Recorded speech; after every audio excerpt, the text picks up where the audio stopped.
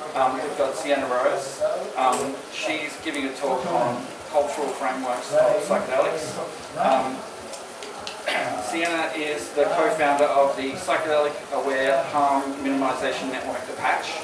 So put your hand up here if you've heard of the Patch. Has anyone here heard of the Patch?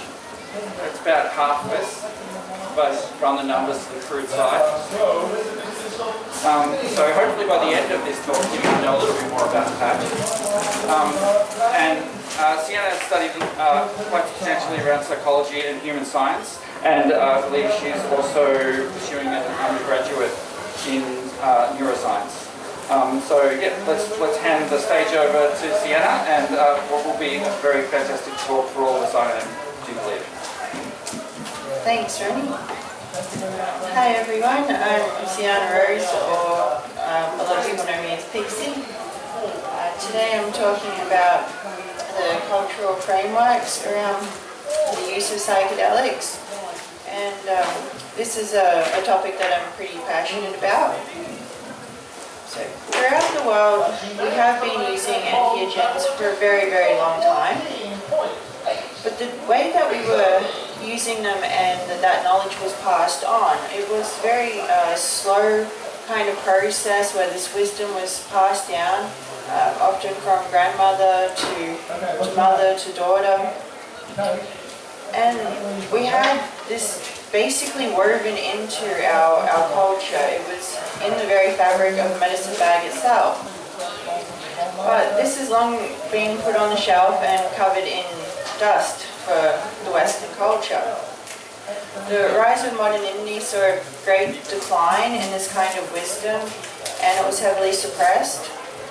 So even though the origins and foundations of culture itself are said to be linked to the use of entheogens, the evolution of human psychology itself is thought to be linked to rituals as well as entheogen use. We can look to indigenous approaches to help inform emerging models of psychedelics as medicines and for other uses as well, because ultimately I guess we don't just use psychedelics purely for a medicinal reason, and I think that is also important to highlight. They do have applications beyond just being used to treat medical conditions or psychological conditions. Missionary states have been heavily stigmatized in the West, so much so that even people with conditions such as Charles-Bonnet syndrome, who may see things or sometimes hear things, this occurs when they've gone blind and they've lost their ability to hear, and they still have those regions in the brain active anyway. So sometimes this can create hallucinations where that area is still lighting up in the brain. Often people don't want to talk about it. They don't want to say when they're experiencing this because there's such an intense fear around hallucinations that they can often end up suffering in silence, not knowing what's happening to them or why, which is quite a travesty. People with schizophrenia are heavily stigmatized, often shunned from society, because again we're so afraid of this idea of altered states of consciousness, of hallucinations, and again this causes a great deal of suffering for people who are afflicted by these conditions. So we're now in a very strange position where we're trying to integrate a positive and healthy relationship with psychedelics in the more broader Western culture. All the same, we actually have been continuously using many different entheogens the whole way through, even with the war on drugs. So a good example of this is the Solanaceae family. I'm particularly, fascinated by the Solanaceae species. They're well known for their ability to induce delirium, and that's a little bit different to hallucinating as well, because if you take LSD or a number of other psychedelics and you're tripping or hallucinating, you're aware that that's a hallucination and that other people aren't experiencing what you're experiencing. Whereas with a delirium state, you completely lose that awareness. You think that what's happening is real and that other people around you can see or hear the things that you are as well. So they are very potent and can be potentially dangerous, but really, the dose makes the poison. So in the Solanaceae family, we have Atropa belladonna, is quite well known. The Atropa species, more broadly, are known as the belladonnas. We have Hyoscyamus or henbanes. Then we've got the Nicotiana species, or tobacco, Mandragora species, the mandrakes, Duboisia species, which are commonly called corkwood or patchouli, Brugmansia species, which are angel's trumpets, and Datura, which are thorn apples. So they have many traditional uses, including the well-known witch's salve and flying ointments. But a variety of pharmaceuticals have been developed from them as well, and even more are under investigation. So it has been an incredibly important plant family throughout human history, and we still make use of the properties in medicine today. So, for example, going back in time, we've got the mandragora, which the mandrakes are even referred to in the Bible, but the use may actually date back to Mesopotamia. So mandrakes were called love apples and were highly regarded as an aphrodisiac and for promoting fertility.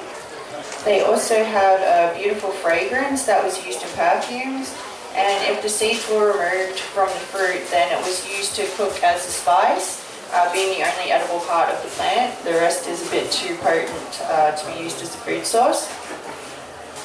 So they have also been used in things like Harry Potter, and this goes to the fact that we've used them in magic rituals, but they were also widely discussed in materia medica because they are analgesic and sedatives. When we consider the cultural significance of these plants, I think it's very interesting to ponder what is in the name. So Atropa belladonna, deadly nightshade. The attractive purple berries on this plant have been consumed by children at times, and this makes it a great fear for parents who live in areas where this plant will grow wild. And so you can understand how it gets that common name. It really doesn't take a whole lot of this material, so just really a handful of berries can make someone incredibly sick, though deaths are actually seldom reported. But it's the anticholinergic properties in the Atropa belladonna that makes it quite toxic. But again, though, only in a dose that is sufficient to cause poisoning. In lower doses, it can be used quite effectively as a medicine. Now, the actual botanical name, Atropa and belladonna, Atropos is the Greek goddess of death and one of the three fates who cuts the cord at the time that you die. Bella is beautiful in Italian, and this refers to, beautiful lady. In Italy, they were using tinctures to drop into the eyes to dilate the pupils, which apparently made people quite attractive or sexy, so they would use this and then go out and apparently seduce men. There's even stories about them rubbing themselves in the salves to seduce men, and they had built up a tolerance to the tropane alkaloids, whereas the men had not, and as they had sex with them, the salve would transfer onto the men's bodies and get them intoxicated. And keeping in mind that this is a time period when women were heavily suppressed, this was a way that they could, I guess, fight back against the men. So the stories go anyway. The tinctures are actually still now used in ophthalmology today to dilate the pupils.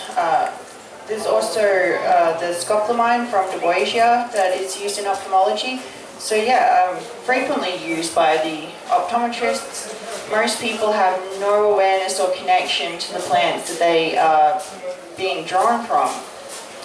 And it's certainly lacking any kind of cultural context at this point. Atropine is also listed in the World Health Organization Essential Medicines. It is stocked in pretty much every hospital throughout the world. It's used to treat bradycardia, organophosphate poisoning, and was also used a lot in wartime for treating nerve agent poisoning. So it acts as an antagonist of the muscarinic type acetylcholine receptors. A more Australian, plant now is the Duboisia. So patchouli is, it's both Duboisia and Nicotiana species used here.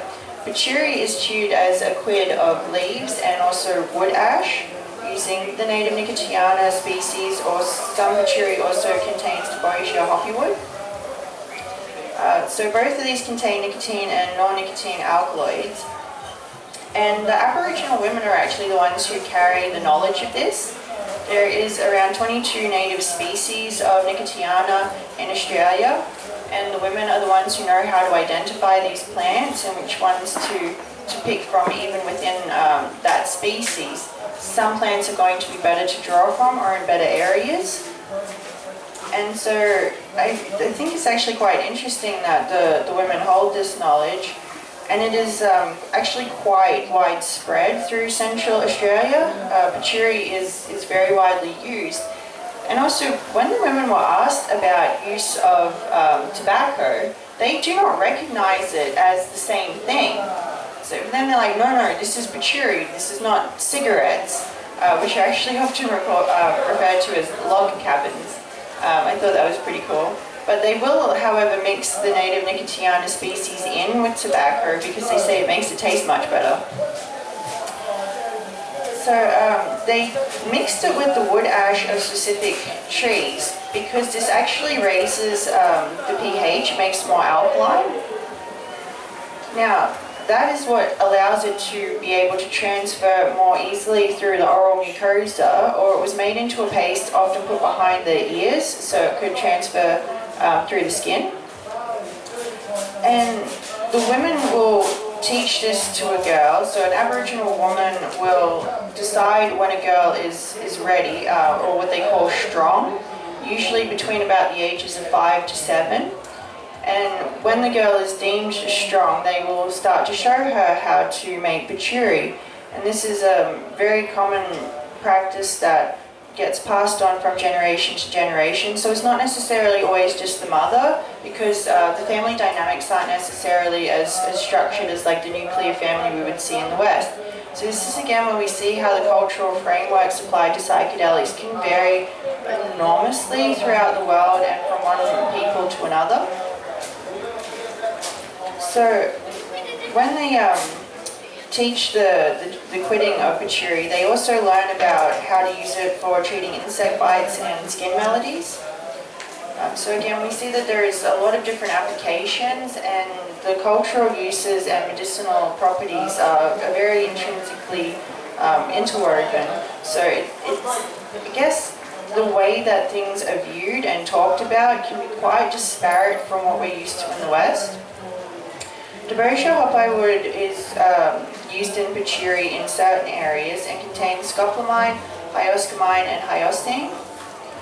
Patchouli is considered very important for social cohesion in the Aboriginal groups that use it, as well as the many medicinal qualities. It acts as an analgesic and a stimulant in particular.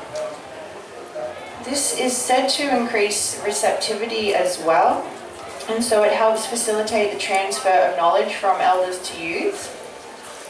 And this is important when they're doing initiation rituals, and a large amount of information can be transferred in a short period of time from an elder to a youth who is going through these initiation rites. The fibers of the Deboisia plant are also used to weave into baskets, so it is a very culturally significant plant. This knowledge was then taken by the pharmaceutical industry, and they patented Deboisia species. The only reason why they were able to patent this and know about what it could be used for medicinally was because of the Aboriginal people that they took that knowledge from. This is what we refer to as biopiracy, because that intellectual property has made these companies an enormous amount of money, but there was never any consideration to, compensate the indigenous peoples from which that knowledge was taken. Not to mention, they grow huge amounts of patented strains around Kingaroy. They actually produce 70% of the scopolamine for the entire world. So this goes to the pharmaceutical industry, and we are actually the capital of the tropane alkaloids for the world. Specifically around Kingaroy and a bit around the South Burnett, but it is processed in Kingaroy and then distributed throughout the world to be made into different pharmaceutical products. So we use Dobrosia myoporoides and Lycardi, and they actually even have the ability to DNA trace plants. So they're really big on, like, you cannot cultivate these plants in your own garden. Like if you went into a field and took a cutting from one of these plants, that is considered a crime. Like, this is really heavily locked up. There is a lot of money to be made in this, to the extent that Alkaloids Australia, who distribute the scopolamine and butyl bromide, were even found to have engaged in criminal cartel conduct by the ACCC. They were accused of and found guilty of price fixing, bid rigging, output restriction, and market allocation issues. But there was still no consideration ever given to the intellectual property theft or any compensation given to the First Nations peoples for which these profits are able to be made from. Now psychedelic startups are arranging in vertically aligned empires written in the very ink dripping from the pen of capitalism. Patents proclaiming intellectual property are erasing the indigenous wisdom and counterculture knowledge that paved the way. I mean, essentially, even like how to grow magic mushrooms, that really came from the underground. So even while they're starting to manufacture this now to be distributed for medicinal applications, this knowledge is being taken from a lot of different groups and in a lot of different ways, mass marketed in a whole variety of formats, which are now starting to expand very rapidly. But there's often not even an acknowledgement of where this information came from, let alone any means of compensation or any interest in the decriminalization, so to stop persecuting the people where this knowledge came from. When we look at how to cultivate them, how to identify the different plants and fungi of interest, and the different methods in which you can use them, such as, raising the pH is important with certain plants, those kinds of things, like, that is stolen intellectual property, and I think biopiracy is a very big topic that is often danced around in the psychedelic community, and it really needs to get more attention. So equally troubling is the growing line of people looking to cash in on practicing ancient wisdom in a new age system. So we've got people in the underground who are basically capitalizing on this growing, booming trend as psychedelics have started to move into medical models. More and more people are lining up to become underground facilitators.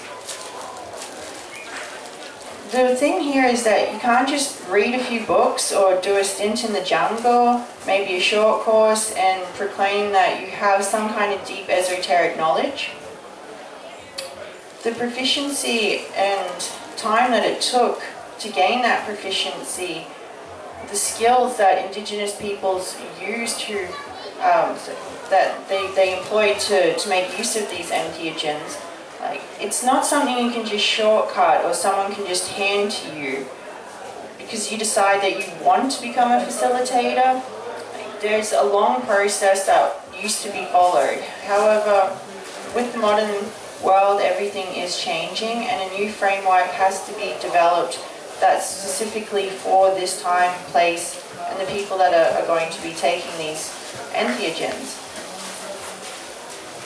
So the traditional lineages had extensive training to acquire this proficiency, and knowledge was also often only given to people when permission was granted by elders. There's a whole process that was followed before, and people weren't just like self-identifying, like, I want to be a facilitator, I'm going to go and do this. We've still got the issue though with the common entheogenic folk, people with green thumbs who like to go foraging and just enjoy psychedelics in their own homes. They're still being persecuted. The politicians call us all criminals and have done for decades. That war on drugs actually began long before Nixon. This really stems back to the witch hunts. The church was crying out, hang all the witches, they're heathens. We really have to reckon with the ghosts of our ancestors on this one. The alchemists actually were quite heavily against the wise women. This was a threat to their ability to make money. So instead of going to them for herbal preparation, go take some heavy metals and that'll fix you up. This is actually something though that is very deeply rooted, and it began a long time ago. This isn't actually just begun with Nixon and the war on drugs. It's just where it became criminalized, and I guess they stopped hanging people for being witches as well, which is maybe something, but still, locking people up for really minor crimes at times, or being heavily fined and not being able to get employment, things like that for smoking joints. That's still something that hangs over the heads of many people. While we've decriminalised it in some states in Australia, it's still a crime. So decriminalisation would really go a long way towards addressing some of the legal harms that have been created by prohibition. We should also be looking to expand harm reduction initiatives, as psychedelics is booming, so more and more people are entering this space all the time who don't really have a great deal of knowledge on how to work with these kinds of medicines safely. The suppression into research for psychedelics has, lingered, and that stigma in particular around traditional ways of using entheogens, it's left our knowledge very fragmented in the West. Even the plants such as the Boisiu species, they're not administered at doses that are psychoactive. This isn't something that has been broadly used in our community for a very long time. So while psychedelics might be familiar to some of you, and you may have quite a lot of knowledge around them, for other people this has been demonized and they have feared mind-altering substances, unless of course it's something like alcohol. So a reintroduction after such a long period of time where it's been absent, this isn't insignificant. This isn't going to happen without having some hiccups along the way, to say the least. The worldview of materialism and scientism is also devoid of spirituality, which directly contradicts transcendental experiences, which we are probably quite familiar with in terms of psychedelics. It's not exactly a super compatible worldview or framework. So how this milieu of scientific and non-Western belief systems come together to create models of healing, it's still being heavily debated and argued within the medical community that's seeking to create this. The Royal Australian and New Zealand College of Psychiatrists strongly opposed the rescheduling of MDMA in 2020, and psilocybin. All the same, the TGA decided to approve it. Why this is interesting and a source of contention was that they didn't follow the due process. So normally there has to be a pretty high level of evidence from clinical trials and things to warrant that change of scheduling. We had that research suppressed for a long time. So the yardstick for this system that it is being employed in, it just wasn't met. The Australian Psychological Society heavily criticised if this was to do with the lobbying from a banker and singer, from a group that shall not be named, but it is a very interesting thing to have happened. Like, this is unprecedented, we haven't seen this before. So it's not necessarily to say that it's inherently a bad thing that they are able to be used in a medical setting now, but we're still yet to reach that level of evidence where we can say these things are definitely able to be useful for treating these specific conditions. We know because we've studied it well. That hasn't happened yet. I expect there is still going to be some hiccups along the way as this is unfolding. However, it's at least currently a slow process, which may be for the best.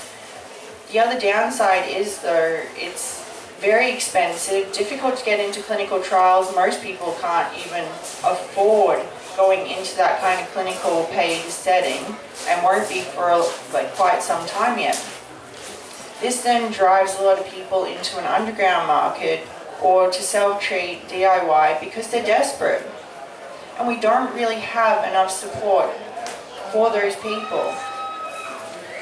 can you imagine if you suffered from really serious debilitating PTSD or depression and you're like, I've tried everything and I'm desperate. This is something that's been hyped up in the media. Why wouldn't you try and seek it out and give it a go? This also leaves people vulnerable to facilitators who will take their money and are not necessarily able to provide an adequate level of safety, let alone successfully help them with very serious mental health conditions. We have got a reasonably long history of use for psilocybin, but it doesn't acquaint clinicians with how to use it in this kind of medical setting. You can't just easily transfer that over. An effective framework needs to be developed for the set and setting of the people that are going to be using it now and for the reason that they're using it. We're still developing that framework. So while we lack the high quality clinical trials demonstrating that efficacy, we are at least having more clinical trials underway, and this is being heavily studied. But it also feeds into the fact that we don't have any accredited courses yet because we don't have that level of evidence. So you can go and do training in how to administer psychedelics in a therapeutic way, but we don't actually have any accredited courses yet. And ethnocentric bias and colonialism are very pervasive and insidious in the field of psychedelics. But if we're going to use a scientific yardstick, then it needs to be within the system that's being utilized. So it's all well and good to say that these things are being used extensively in the underground or in traditional applications, but for a scientific framework in a medical setting, that is the yardstick that's supposed to be used. That's the gold standard. We don't yet have that level of evidence. And I think that that's something that we are going to have to continue to build upon, and hopefully there will be enough funding put into that we can start to get more of that level of evidence.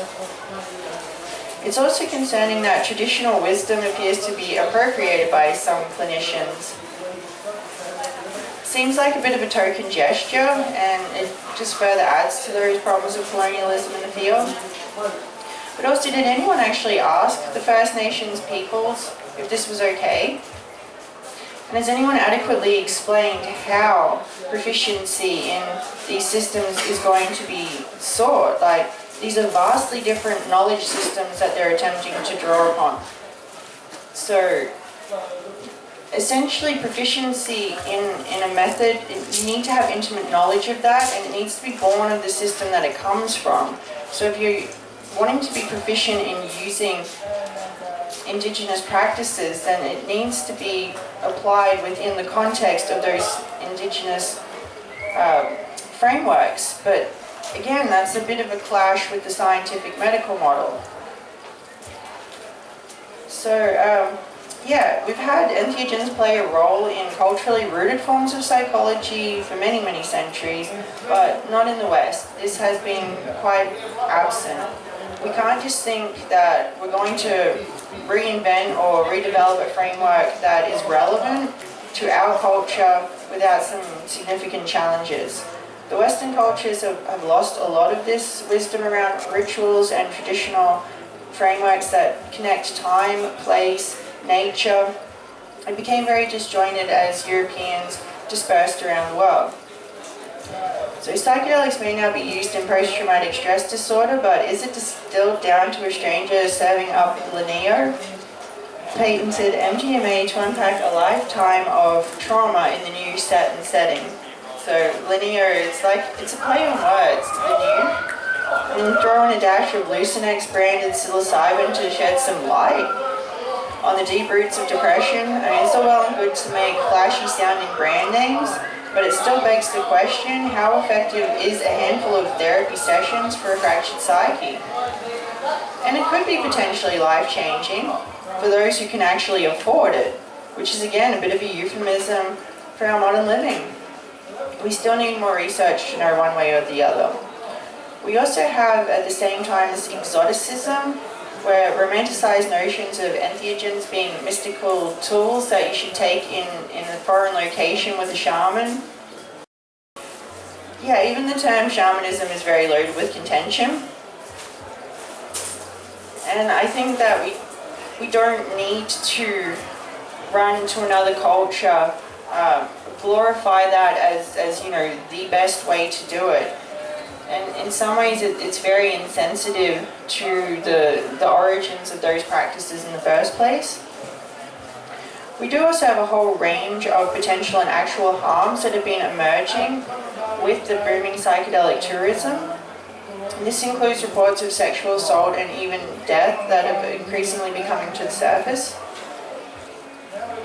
So, where we have these underground psychedelic facilitators, many of whom are using indigenous styles of ceremony, we've got a thriving black market, and this has been exploding on the rocket fuel of a media craze and an influx of poaching of plants and fungi, as well as charlatans in white robes. But even those with the best intentions can still end up being blind to the serious pitfalls. The hype-around psychedelics can leave people very disillusioned if they believe that this is their last chance of meaningful improvement, especially if they have like really profound mental health challenges that they're trying to address. So the media has been spinning a lot of narratives on this, and I think we do need to really look at the way that this dialogue is unfolding to the public. I guess the media is always like things that are really catchy and to hype things up, but what risks are we putting in place then for people who are very desperate? They talk about miracle transformations in the jungle of Peru, celebrities going and taking these things. Then there's the clinical trials touted as wondrous breakthroughs, but devastation can occur when this doesn't necessarily happen for everyone. It might happen for a lot of people, but some it won't. When this devastation occurs, it can potentially increase the risk for a successful suicide rather than a successful treatment. Another interesting thing when it comes to the cultural frameworks is that where you've got things like ayahuasca being used in the Santo Daime church, this is an interesting coming together actually of cultures, but it's not uncommon for women who are pregnant to drink ayahuasca in the Santo Daime.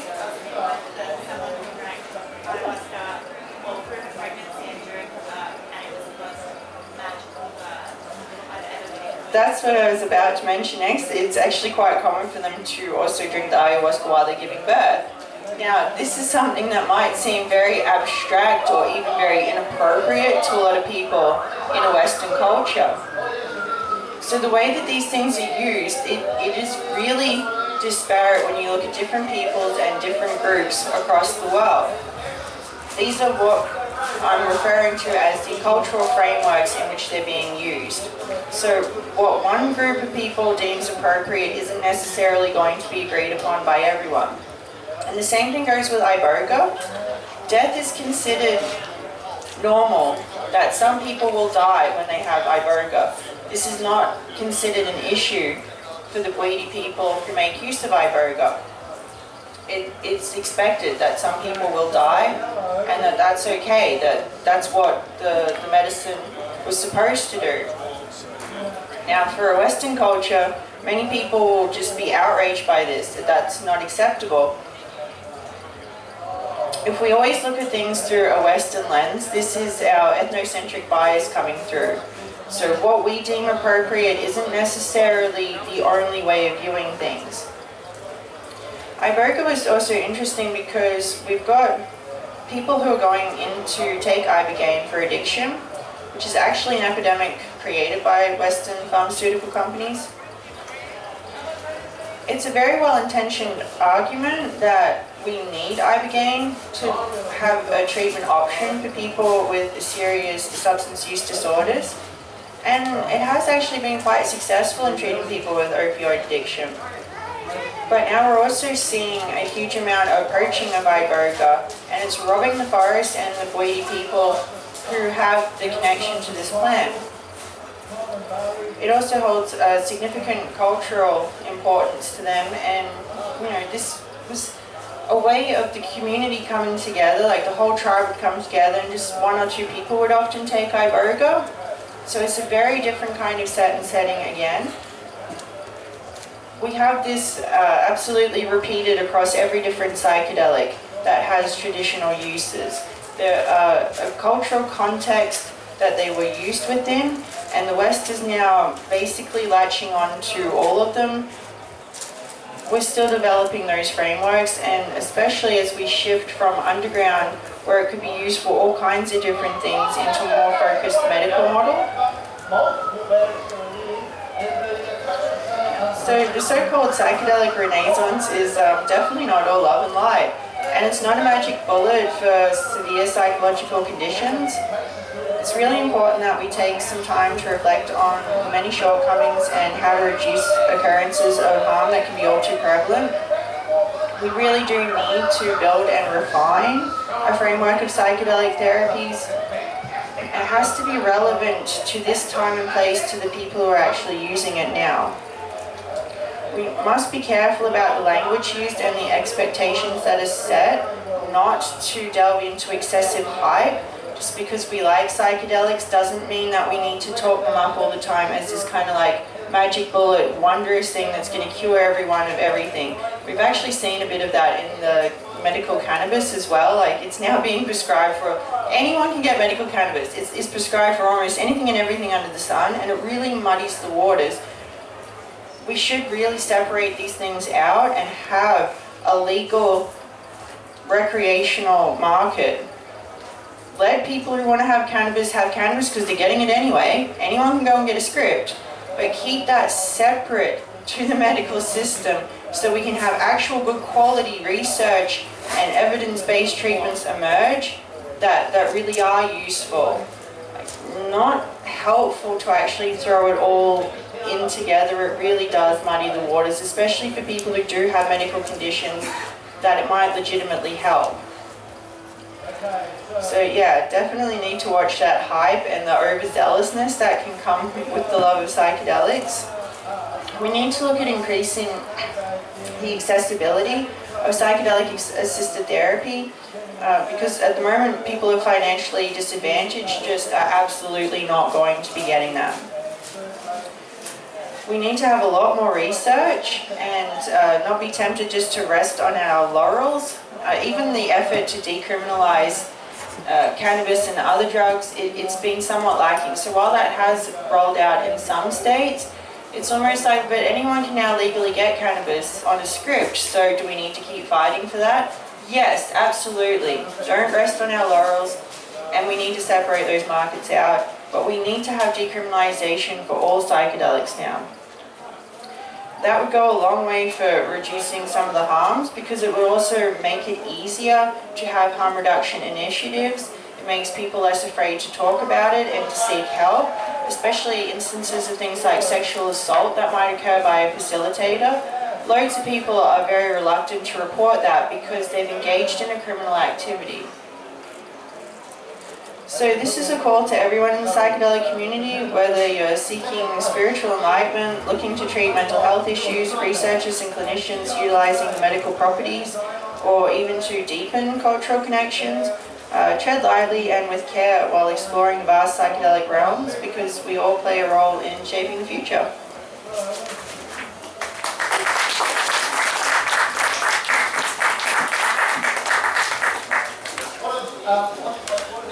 All right. Has anyone got any questions for Sian? Yep. Might have to. I've got a mic here. Oh, you got it? I'm going to go and I'll back.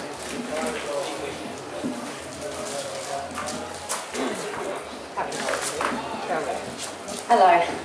I'm a social worker and I worked at St Vincent's Hospital for a couple of years, and I saw that even people with a really strong Christian faith, they were often quite terrified at the end of their life.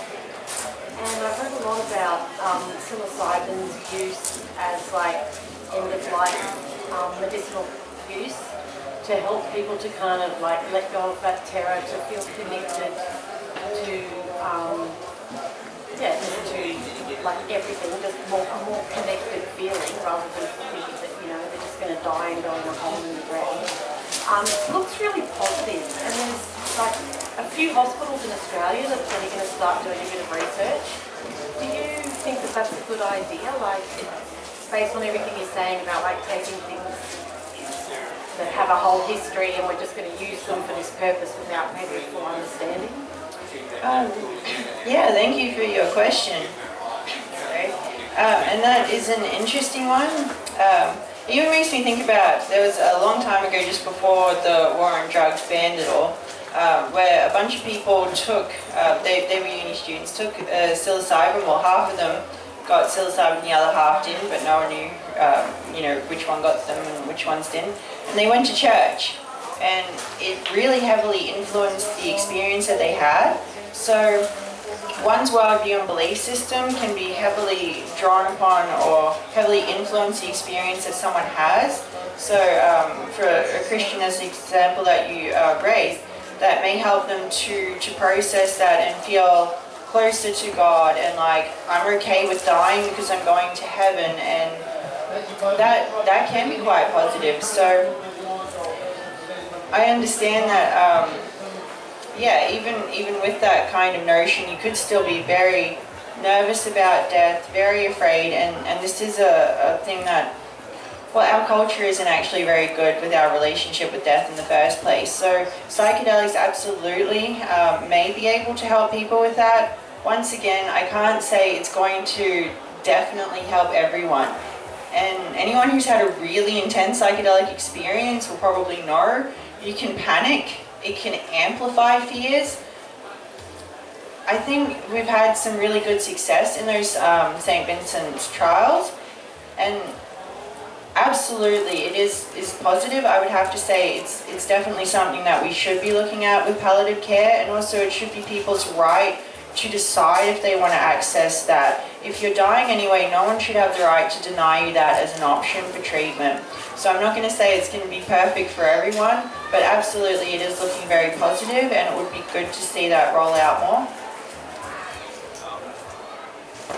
Mark's study on psilocybin and endolifes, I believe the results have been finished, so it should be published, I think, in the next 6 months to a year.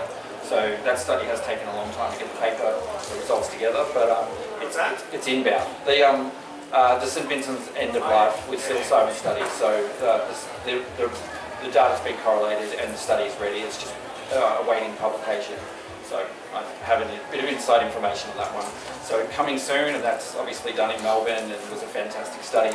I can't add a lot with Sienna said, but I watched my father die with no real protocol around his death very quickly, and it was very hard.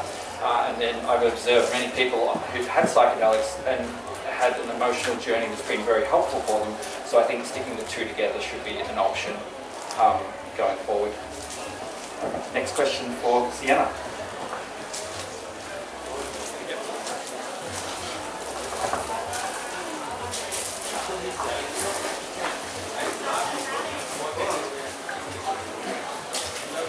Thanks very much for your talk, it's been very good. While they're coming, I just wondered if you could give us an example of a successful trial, like on an individual level, of a successful trial in a fairly detailed way, like how it helped them. So you mean like a specific psychedelic trial?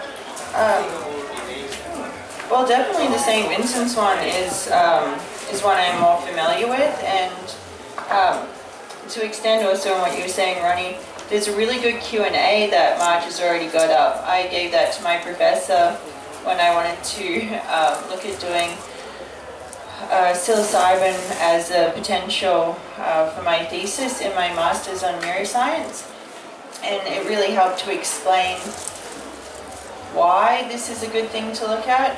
But I guess there's a whole gamut of different trials out there that I could think of. Simon, who's actually up the back, opened my eyes a little bit to the ketamine trials, which I think that one's an interesting maybe case to talk about, because it can be quite successful at interrupting acute depressive episodes where people are suicidal. It did show some pretty good efficacy at being able to help people there. But for the longer term treatment of depression, it's still a little bit on the fence as to whether or not that is definitely going to be effective. But the PBS actually just added it onto the list. I do believe it was the patented esketamine, but as a nasal spray. So this is something then that's used as an ongoing treatment. Again, this can be quite useful for people who are suffering from depression that haven't responded to other treatments. However, it is still cost prohibitive. Even with it going on the PBS, you still need to have access to a clinician and to a room.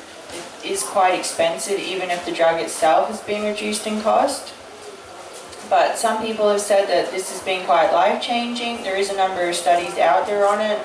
However, I think that it's still something I'm even a little bit on the fence on, because some people will actually have adverse reactions to the ketamine.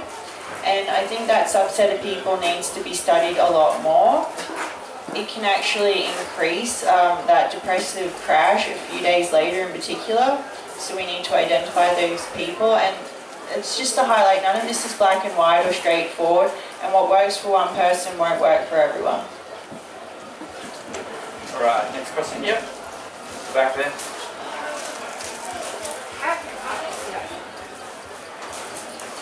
I mean, we've had these discussions as old, users of psilocybin and that. Does it put a strain on older bodies taking these things? Yeah. That's a very good question. First of all, it brings to mind that we actually did have a death in Melbourne that was cardiac arrest, and we don't know exactly what happened there. And it's tough too with cardiac arrest. It doesn't necessarily show a whole lot in an autopsy as to why that happened. They weren't, what I would say was a very old person, but they certainly weren't young. And yes, any kind of psychedelic, many pharmaceuticals as well for that matter, can put a strain on people's bodies.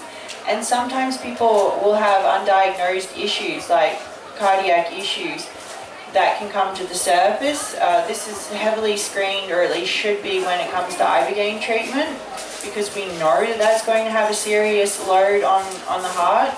There's a particular mechanism that drives that. But yes, anyone who is an older person should be extra aware or cautious that it's going to change things like heart rate and blood pressure. And so yes, it can put a strain on older people's bodies. That doesn't necessarily mean it's automatically unsafe or not advisable, but it is something to consider.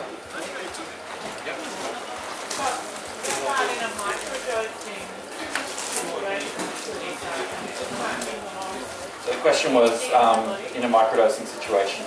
I would definitely say that microdosing would be easier on the body. Whether or not microdosing is effective, again, is something I'm just a bit on the fence with.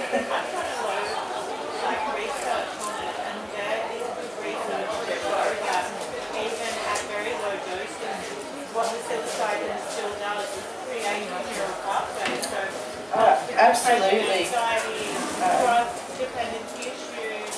Well, it can increase brain-derived neurotrophic factor, so absolutely.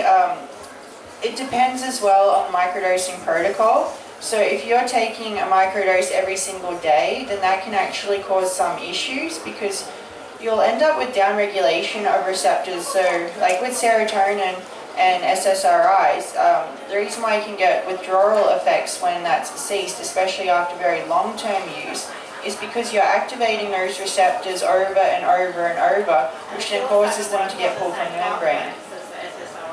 It actually does, yes. But a proper microdosing protocol would be 4 days on, 3 days off for 4 weeks, and then have a 2-week break.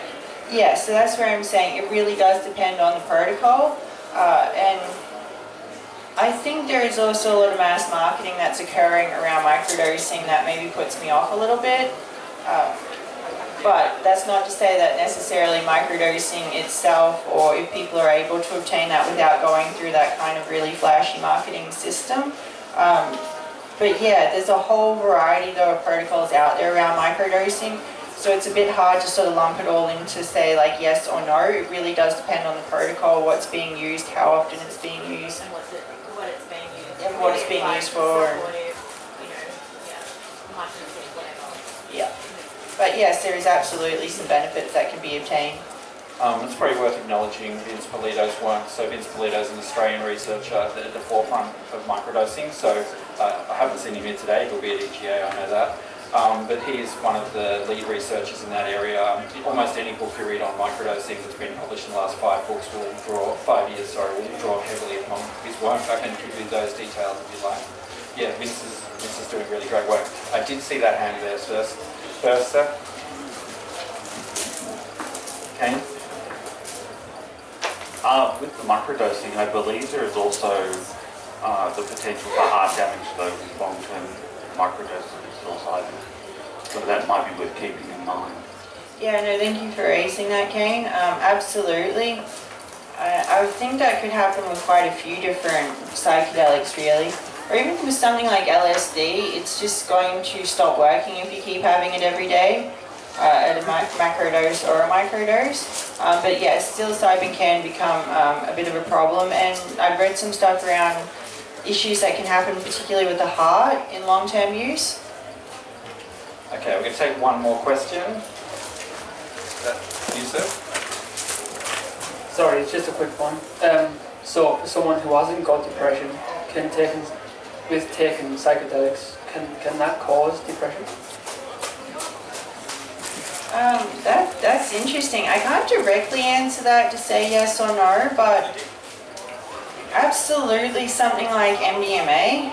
We all probably fairly familiar with the come down that can happen with MDMA.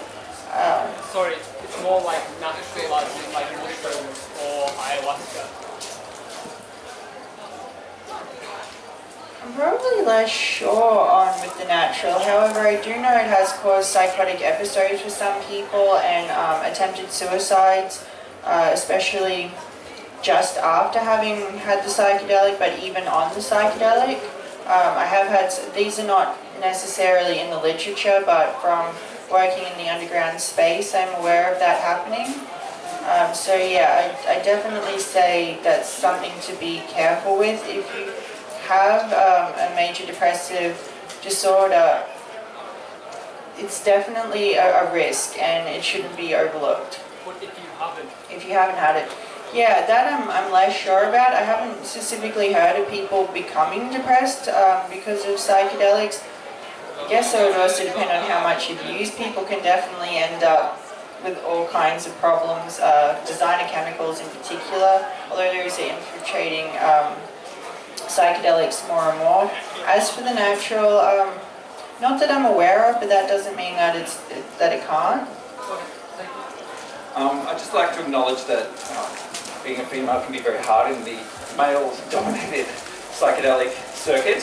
So I'd just like to acknowledge that Sienna has done a great job today and has done a great job for the community with her organisational work, and encourage other female voices to come forward in this space because we need them a lot. And I'd like to acknowledge that Kath Williamson, who helps with Mardi Gras, made this space happen. And from my experience, many females help support the psychedelic scene in so many ways, but it's often the male voices that come to the top. So just like to acknowledge and please encourage females to step forward and in spaces similar to Sienna has today and give us their great knowledge. With that, Thank you so much, Ronan, and thank you everybody.